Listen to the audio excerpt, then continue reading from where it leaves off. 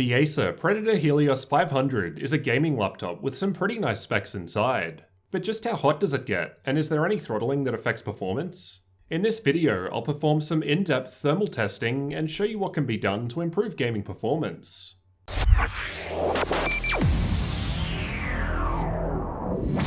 In my configuration here, I've got the Intel i7-8750H CPU, a pretty decent option for gaming if we're able to properly utilize it. For the graphics, it's got the Nvidia 1070, and that's the full 1070, no max-Q here. So we're looking at a pretty powerful gaming combination. It's also available with the overclockable i9-8950HK CPU, so expect different results in that model. Thermal testing was completed with an ambient room temperature of 18 degrees Celsius. It's cold here at the moment as it's winter in Australia, so expect warmer temperatures in a warmer environment. At idle, both the CPU and graphics were a little warm, as shown by the light blue bar towards the bottom. But that's just because the laptop was completely silent at idle, as you'll hear soon. The gaming tests were completed with Watch Dogs 2 at high settings, as I find it to be a CPU demanding game. And we can see that the temperatures shoot up in the green bar, but no issues at this point other than running hot. If we manually max out the fans, as shown by the yellow bar above, we actually drop the temperatures of both processor and graphics by around 20 degrees, an impressive result. If we instead go back to leaving the fans on the automatic profile but apply a minus 0.150 volt undervolt to the CPU, we're still seeing a little temperature improvement, as shown by the orange bars. Again, if we manually max out the fans, shown by the red bar, the combination of high airflow and undervolting gives us quite cool temperatures in gaming. Just to clarify, only CPU undervolting was done here, but this generally affects GPU temperatures a little due to the shared heat pipes. The stress tests were done by running AIDA64 and the Heaven benchmark at the same time, in order to attempt to fully utilize both the CPU and graphics. Moving up in the graph and starting with the dark red bar, we're actually power limit throttling on the CPU with an average of 91 degrees Celsius. Once again, when the fans are manually maxed out, in pink, even with the stress test, we're lowering the temperatures by 20 degrees, really impressive stuff. But that doesn't affect the power limitations. With the fans back on the auto profile, shown in the purple bar, even with the minus 0.150 volt undervolt applied to the CPU, it was still hitting the power limit. And with the fans maxed out and undervolt applied in the top dark blue bar, we're seeing the best results under this full load stress test. These are the average clock speeds for the same temperature tests just shown. You might need to pause and refer back to the previous graph to get the full picture. First off, starting down the bottom, in the gaming results, we can see that once we apply the CPU undervolt, the average clock speed of the CPU rises quite a bit, closer to the 3.9 GHz all-core turbo speed of the 8750H. So not only does the undervolt improve temperatures, we're also seeing improved performance. And the increased fan speeds provided just a little boost, as shown by the yellow and red bars. I wasn't actually seeing power limit throttling in this particular game, but that will vary between games and their specific workloads. Moving up into the stress test results, the clock speeds in the dark red bar are the lowest due to power limit throttling. And with the fan maxed out in pink, this doesn't really change anything as it's not a thermal issue. Once the CPU undervolt is applied in the purple bar, we're getting much better performance on the CPU. But with the fans maxed out, this appears to increase just a tiny bit. So the power limit is preventing us from reaching the 3.9 GHz all-core turbo boost speed of the 8750H CPU in this particular stress test workload, although it's getting close.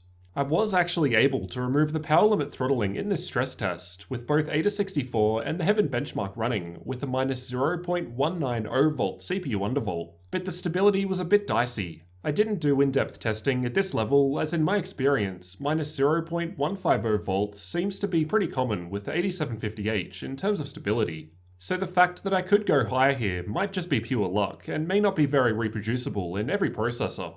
So how does this performance boost actually translate in games? In the games tested, the exact same Windows updates, game updates, and Nvidia drivers were installed. So there shouldn't be any changes other than the CPU undervolting and graphics overclocking. The same minus 0.150 volt undervolt to the CPU was applied as before, along with the 200 MHz GPU core overclock and 100 MHz GPU memory overclock.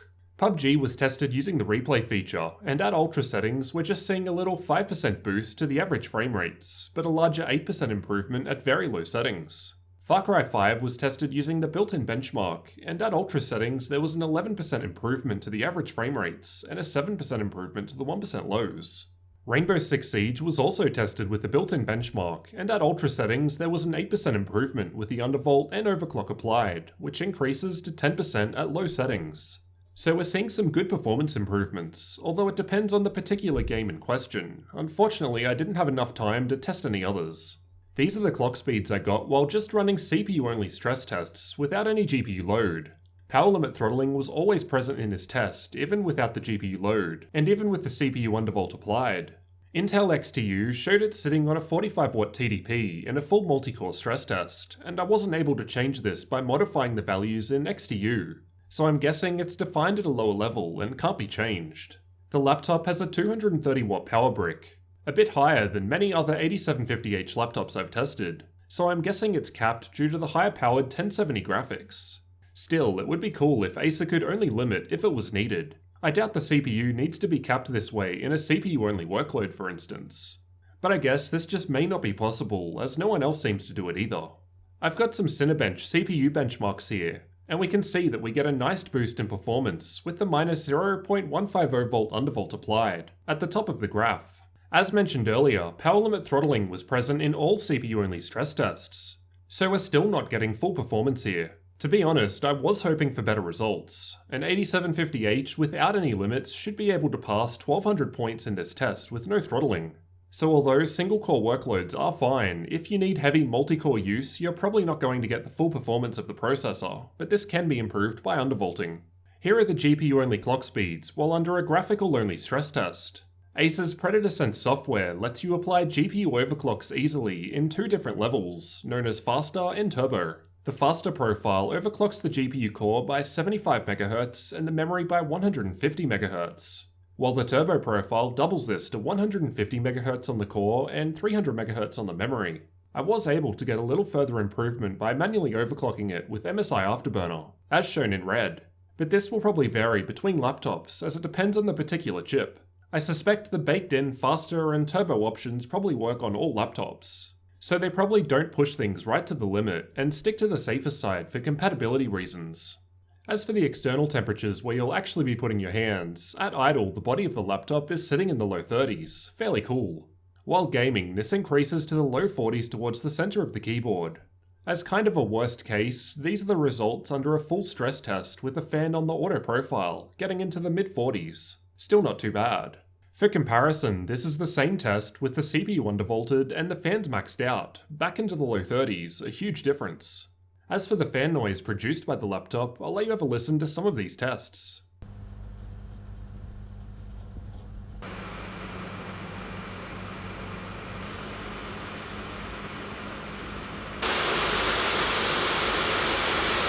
At idle, it was completely silent, which explains the warm, idle temperatures noted earlier.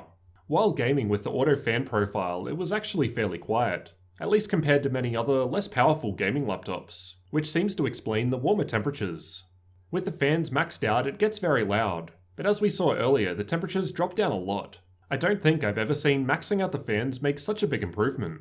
And you've got the option of setting the CPU or graphics fan speeds through Acer's Predator Sense software, so you should be able to find a good balance between temperatures and fan noise that works for you. Overall, I was really impressed by the cooling solution, but would like to see less power limit throttling in multi-core workloads, especially when it can clearly take it in terms of temperatures.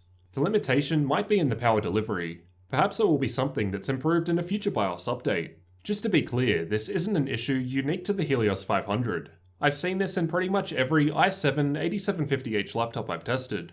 But as covered here, there are steps we can take to mitigate this and improve performance. These differences in performance shown aren't hard and fast rules. There are different factors which will vary results. Primarily the temperature you're running in, application of thermal paste, and even specific hardware, which comes down to the silicon lottery. You may not be able to undervolt or overclock your hardware the same as me. It depends on the chip and its specific power requirements, so don't just blindly copy my settings and do some testing to find out where your stable point is for best results. While you could probably improve the temperatures by swapping out the thermal paste, based on my results here it's not really required. As shown with the fans going, it gets quite cool. But doing this may mean less fan speed required to achieve the same temperatures. The thermals aren't really an issue anyway, and we start to hit power limit throttling.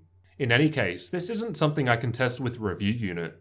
The laptop needs to work the same way for the next person to receive it. If I go ahead and remove the stock thermal paste and replace my own, I can't put the old paste back. So the next reviewer would experience something different from what you'd actually see with the product and unknowingly report incorrect information due to what I've done.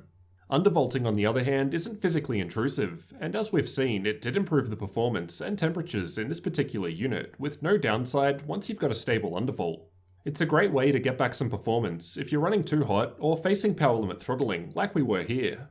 Let me know how much of a performance boost you've found by undervolting your hardware, and what you thought of the improvements here. And don't forget to subscribe for the full review of the Acer Predator Helios 500 gaming laptop, as well as future tech videos like this one.